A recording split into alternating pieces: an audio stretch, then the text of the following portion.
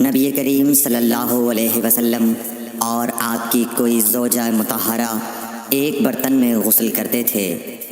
صحیح بخاری حدیث نمبر 264۔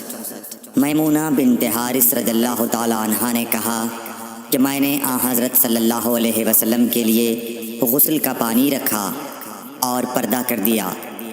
آپ نے پہلے غسل میں اپنے ہاتھ پر پانی ڈالا اور اسے 1 یا 2 بار دھویا۔ سلیمان اعمش کہتے ہیں کہ مجھے یاد نہیں راوی سالم بن ابی الجعد نے تیسری بار کا بھی ذکر کیا یا نہیں۔ پھر دائیں ہاتھ سے بائیں پر پانی ڈالا اور شرمگاہ دھوئی، پھر اپنے ہاتھ کو زمین پر یا دیوار پر رگڑا، پھر کلی کی اور ناک میں پانی ڈالا اور چہرے اور ہاتھوں کو دھویا اور سر کو دھویا، پھر سارے بدن پر پانی بہایا، پھر ایک طرف سے رکھ کر دونوں پاؤں دھوئے۔ بعد میں نے ایک کپڑا دیا تو آپ نے اپنے ہاتھ سے اشارہ کیا اس طرح کہ اسے ہٹاؤ، اور آپ نے اس کپڑے کا ارادہ نہیں فرمایا۔ صحیح بخاری حدیث نمبر 265۔ میمونہ رضی اللہ تعالی عنہا نے کہا کہ میں نے حضرت صلی اللہ علیہ وسلم کے لیے غسل کا پانی رکھا تو آپ نے پہلے پانی اپنے ہاتھوں پر گرا کر انہیں 2 یا 3 بار دھویا، پھر اپنے داہنے ہاتھ سے بائیں پر گرا کر اپنی شرمگاہوں کو دھویا، پھر ہاتھ کو زمین پر رگڑا، پھر کلی کی اور ناک میں ڈالا، پھر اپنے چہرے اور ہاتھوں کو دھویا، پھر اپنے سر کو 3 مرتبہ دھویا، پھر اپنے سارے بدن پر پانی بہایا، پھر آپ اپنی غسل کی جگہ سے الگ ہو گئے، پھر اپنے قدموں کو دھویا۔ صحیح بخاری حدیث نمبر 266۔ حضرت عائشہ رضی اللہ تعالی عنہا نے فرمایا، اللہ ابو عبد الرحمن پر رحم فرمائے، میں نے تو رسول اللہ صلی اللہ علیہ وسلم کو خوشبو لگائی، پھر آپ اپنی تمام ازواج مطہرات کے پاس تشریف لے گئے اور صبح کو احرام اس حالت میں باندھا کہ خوشبو سے بدن مہک رہا تھا۔ صحیح بخاری حدیث نمبر 267۔ نبی کریم صلی اللہ علیہ وسلم دن اور رات کے ایک ہی وقت میں اپنی تمام ازواج مطہرات کے پاس گئے، اور یہ 11 تھیں، 9 منکوحہ اور 2 لونڈیاں۔ راوی نے کہا میں نے انس سے پوچھا کہ حضور صلی اللہ علیہ وسلم اس کی طاقت رکھتے تھے؟ تو آپ نے فرمایا کہ ہم آپس میں کہا کرتے تھے کہ آپ کو 30 مردوں کے برابر طاقت دی گئی ہے۔ صحیح بخاری حدیث نمبر 268۔ حضرت علی رضی اللہ تعالی عنہ نے فرمایا کہ مجھے مزید بکثرت آتی تھی، چونکہ میرے گھر میں نبی کریم صلی اللہ علیہ وسلم کی صاحبزادی حضرت فاطمۃ الزہرا رضی اللہ تعالی عنہا تھیں، اس لیے میں نے ایک شخص مقداد بن اسود اپنے شاگرد سے کہا کہ وہ آپ صلی اللہ علیہ وسلم سے اس کے متعلق مسئلہ معلوم کریں۔ انہوں نے پوچھا تو آپ نے فرمایا کہ وضو کر اور شرمگاہ کو دھو، یہی کافی ہے۔ صحیح بخاری حدیث نمبر 269۔ حضرت عائشہ رضی اللہ تعالی عنہ نے فرمایا میں نے خود نبی صلی اللہ علیہ وسلم کو خوشبو لگائی، پھر آپ اپنی تمام ازواج کے پاس گئے اور اس کے بعد احرام باندھا۔ صحیح بخاری حدیث نمبر 270۔ حضرت عائشہ رضی اللہ تعالی عنہ نے فرمایا گویا کہ میں حضرت صلی اللہ علیہ وسلم کی مانگ میں خوشبو کی چمک دیکھ رہی ہوں، اس حال میں کہ آپ احرام باندھے ہوئے ہیں۔ صحیح بخاری حدیث نمبر 271۔ ام المومنین حضرت عائشہ صدیقہ رضی اللہ عنہا نے فرمایا کہ رسول کریم صلی اللہ علیہ وسلم جنابت کا غسل کرتے تو پہلے اپنے ہاتھوں کو دھوتے اور نماز کی طرح وضو کرتے، پھر اپنے ہاتھوں سے اپنے بالوں کا خلال کرتے، اور جب یقین کر لیتے کہ جسم تر ہو گیا ہے تو 3 مرتبہ اس پر پانی بہاتے، پھر تمام بدن کا غسل کرتے۔ صحیح بخاری حدیث نمبر 272۔ حضرت عائشہ رضی اللہ تعالی عنہ نے فرمایا کہ میں اور رسول کریم صلی اللہ علیہ وسلم ایک برتن میں غسل کرتے تھے، ہم دونوں اس سے چلو بھر بھر کر پانی لیتے تھے۔ صحیح بخاری حدیث نمبر 273۔ ام المومنین حضرت میمونہ رضی اللہ عنہا نے فرمایا کہ رسول اللہ صلی اللہ علیہ وسلم نے غسل جنابت کے لیے پانی رکھا، پھر آپ نے پہلے 2 یا 3 مرتبہ اپنے دائیں ہاتھ سے بائیں ہاتھ پر پانی ڈالا، پھر شرمگاہ دھوئی، پھر ہاتھ کو زمین پر یا دیوار پر 2 یا 3 بار رگڑا، پھر کلی کی اور ناک میں ڈالا اور اپنے چہرے اور بازوؤں کو دھویا، پھر سر پر پانی بہایا اور سارے بدن کا غسل کیا، پھر اپنی جگہ سے سرک کر پاؤں دھوئے۔ حضرت میمونہ رضی اللہ عنہا نے فرمایا کہ میں ایک کپڑا لائی تو آپ نے اسے نہیں لیا اور ہاتھوں ہی سے پانی جھاڑنے لگے۔ صحیح بخاری حدیث نمبر 274۔ حضرت ابو ہریرہ رضی اللہ تعالیٰ عنہ سے روایت ہے کہ نماز کی تکبیر ہوئی اور صفیں برابر ہو گئیں۔ لوگ کھڑے تھے کہ رسول کریم صلی اللہ علیہ وسلم اپنے حجرے سے ہماری طرف تشریف لائے۔ جب آپ مصلی پر کھڑے ہو چکے تو یاد آیا کہ آپ جنبی ہیں، بس آپ نے ہم سے فرمایا کہ اپنی جگہ کھڑے رہو اور آپ واپس چلے گئے۔ پھر آپ نے غسل کیا اور واپس ہماری طرف تشریف لائے تو سر سے پانی کے قطرے ٹپک رہے تھے۔ آپ نے نماز کے لیے تکبیر کہی اور ہم نے آپ کے ساتھ نماز ادا کی۔ صحیح بخاری حدیث نمبر 275۔ حضرت میمونہ رضی اللہ عنہا نے فرمایا کہ میں نے نبی صلی اللہ علیہ وسلم کے لیے غسل کا پانی رکھا اور ایک کپڑے سے پردہ کر دیا۔ پہلے آپ نے اپنے دونوں ہاتھوں پر پانی ڈالا اور انہیں دھویا، پھر اپنے داہنے ہاتھ سے بائیں ہاتھ میں پانی لیا اور شرمگاہ دھوئی، پھر ہاتھ کو زمین پر مارا اور دھویا، پھر کلی کی اور ناک میں پانی ڈالا اور چہرے اور بازو دھوئے، پھر سر پر پانی بہایا اور سارے بدن کا غسل کیا۔ اس کے بعد آپ مقام غسل سے ایک طرف ہو گئے، پھر دونوں پاؤں دھوئے۔ اس کے بعد میں نے آپ کو ایک کپڑا دینا چاہا تو آپ نے اسے نہیں لیا اور آپ ہاتھوں سے پانی جھاڑنے لگے۔ صحیح بخاری حدیث نمبر 276۔ حضرت عائشہ رضی اللہ تعالی عنہا نے فرمایا کہ ہم ازواج مطہرات میں سے کسی کو اگر جنابت لاحق ہوتی تو وہ ہاتھوں میں پانی لے کر سر پر 3 مرتبہ ڈالتی، پھر ہاتھ میں پانی لے کر سر کے داہنے حصے کا غسل کرتی اور دوسرے ہاتھ سے بائیں حصے کا غسل کرتی۔ صحیح بخاری حدیث نمبر 277۔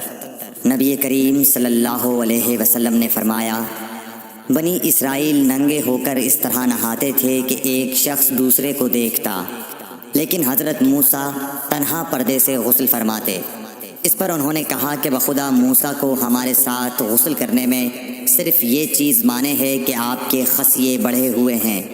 ایک مرتبہ موسیٰ علیہ السلام غسل کرنے لگے اور آپ نے کپڑوں کو ایک پتھر پر رکھ دیا، اتنے میں پتھر کپڑوں کو لے بھاگا اور موسیٰ بھی اس کے پیچھے بڑی تیزی سے دوڑے۔ آپ کہتے جاتے تھے اے پتھر میرا کپڑا دے، اے پتھر میرا کپڑا دے۔ اس عرصے میں بنی اسرائیل نے موسیٰ علیہ السلام کو ننگا دیکھ لیا اور کہنے لگے کہ بخدا موسیٰ کو کوئی بیماری نہیں، اور موسیٰ علیہ السلام نے کپڑا لیا اور پتھر کو مارنے لگے۔ ابو ہریرہ رضی اللہ تعالیٰ عنہ نے کہا کہ بخدا اس پتھر پر 6 یا 7 مار کے نشان باقی ہیں۔ صحیح بخاری حدیث نمبر 278۔ نبی کریم صلی اللہ علیہ وسلم نے فرمایا ایک بار ایوب علیہ السلام ننگے غسل فرما رہے تھے کہ سونے کی ٹڈیاں آپ پر گرنے لگیں۔ حضرت ایوب علیہ السلام انہیں اپنے کپڑے میں سمیٹنے لگے، اتنے میں ان کے رب نے انہیں پکارا کہ اے ایوب، کیا میں نے تمہیں اس چیز سے بے نیاز نہیں کر دیا جسے تم دیکھ رہے ہو؟ ایوب علیہ السلام نے جواب دیا ہاں تیری بزرگی کی قسم، لیکن تیری برکت سے میرے لیے بے نیازی کیوں کر ممکن ہے۔ صحیح بخاری حدیث نمبر 279۔ ام ہانی بنت ابی طالب کو یہ کہتے سنا کہ میں فتح مکہ کے دن رسول اللہ صلی اللہ علیہ وسلم کی خدمت میں حاضر ہوئی تو میں نے دیکھا کہ آپ غسل فرما رہے ہیں اور فاطمہ رضی اللہ تعالیٰ عنہ نے پردہ کر رکھا ہے۔ نبی اکرم صلی اللہ علیہ وسلم نے پوچھا یہ کون ہیں؟ میں نے عرض کیا کہ میں ام ہانی ہوں۔ صحیح بخاری حدیث نمبر 280۔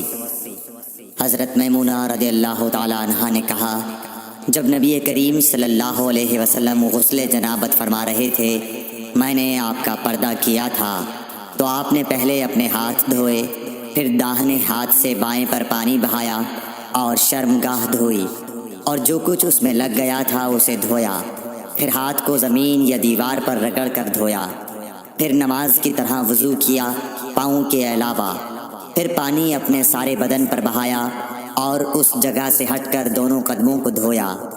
صحیح بخاری حدیث نمبر 281۔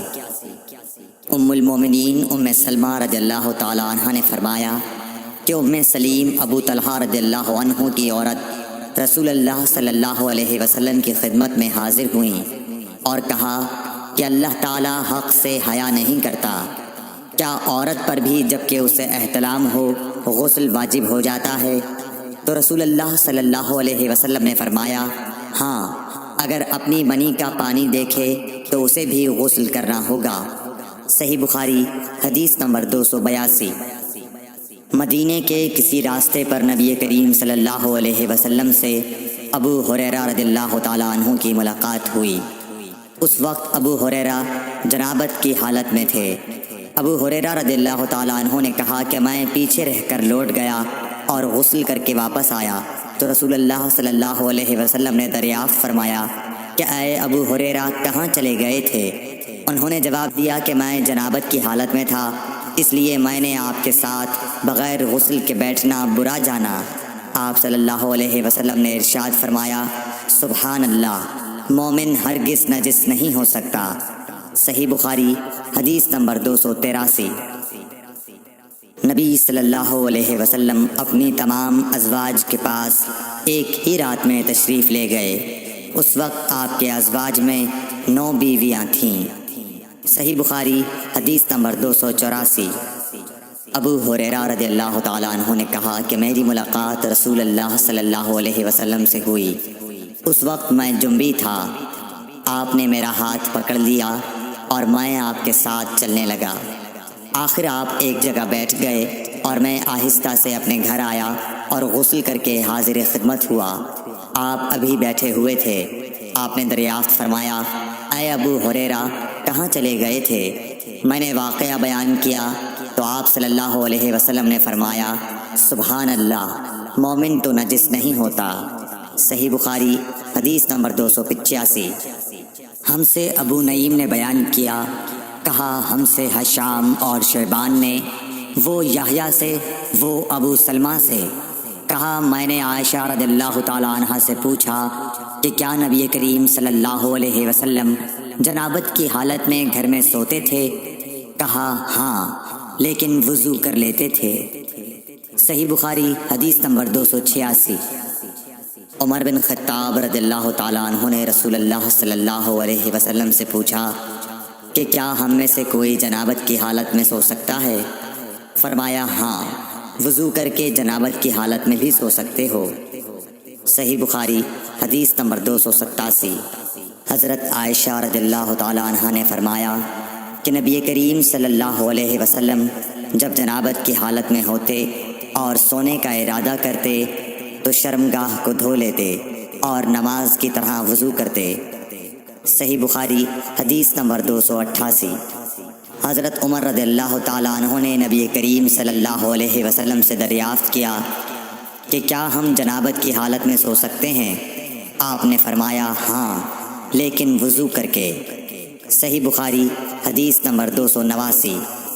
حضرت عمر رضی اللہ تعالیٰ عنہ نے رسول اللہ صلی اللہ علیہ وسلم سے عرض کی کہ رات میں انہیں غسل کی ضرورت ہو جایا کرتی ہے۔ رسول اللہ صلی اللہ علیہ وسلم نے فرمایا کہ وضو کر لیا کر اور شرمگاہ کو دھو کر سو جا۔ صحیح بخاری حدیث نمبر 290۔ نبی کریم صلی اللہ علیہ وسلم نے فرمایا کہ جب مرد عورت کے چہار زانوں میں بیٹھ گیا اور اس کے ساتھ جماع کے لیے کوشش کی تو غسل واجب ہو گیا۔ صحیح بخاری حدیث نمبر 291۔ حضرت عثمان بن عفان رضی اللہ تعالیٰ عنہ سے پوچھا گیا کہ مرد اپنی بیوی سے ہم بستر ہوا لیکن انزال نہیں ہوا تو وہ کیا کرے؟